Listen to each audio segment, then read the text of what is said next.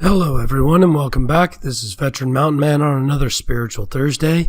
And while we're in the harvest season, it is time to remind everybody that beeswax harvest is coming upon us, as well as honey harvest. So, for those of you that make your own candles, make your own lip balm, your own skin creams, skincare products, facial hair care products, things of that nature, it is time to start communicating with the beekeepers and finding out when their wax harvest will begin. Now, we are in the middle of the harvest season for the second harvest. Don't forget that there is also an early harvest many years, which takes place in about May or June, depending upon your climate, location, and many other factors. So you should always be very well aware of what's going on with the honeybees, because the bees in and of themselves help facilitate much of the food chain that we maintain.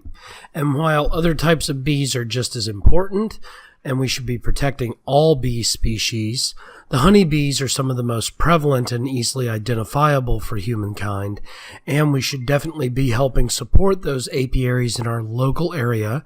Apiaries are a term for a bee farm, and assisting them in funding their endeavor by buying as many local bee products as we can for what we're doing. For those of you who have never made candles before, you can easily find information about making beeswax candles online. I'm going to include a link down below that you can access in the event that you don't have time to search it out. And something I do want to recommend is don't bother with the pure white beeswax caps unless you really need a nice, clear look to your product. The reason being is because that wax is literally just white capping wax. Instead, I would recommend that you go ahead and buy the natural yellow wax, which also has some regular pollen and other things in it, which will help fortify your products and actually make your products better. It's a little harder to work with in some instances because it's a bit more sticky, but it really is a better quality of wax for anything that you don't need to be a pure light color. I use it for all of my beard care products that I make, that I use in my house. My wife uses it for her lip balms, and we use it for our leather care products that we make.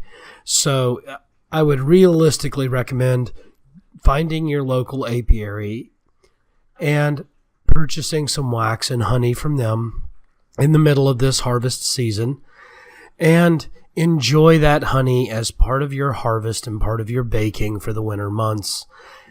And also go ahead and make your own altar candles.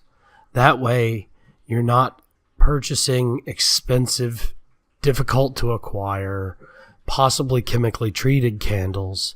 Instead, you're using something you shaped with your own hands and imbued with your own spiritual essence, and will help you connect with the aspects of the divine that you're trying to talk with. Thank you all for joining me. Once again, please join me at unapologeticpagan.com. The link is down below if you're on VidMe, or if you're on unapologetic.com, please come visit me on VidMe and leave a comment. Also, if you're catching this on my syndication and YouTube, please like and subscribe. And if you haven't checked me out at Minds, Twitter, or Gab, please follow the links down below. You can converse with me there anytime, see my full range of productions and information, as well as all of my podcasts. Thank you all again for joining me, and have yourselves a beautiful Spiritual Thursday.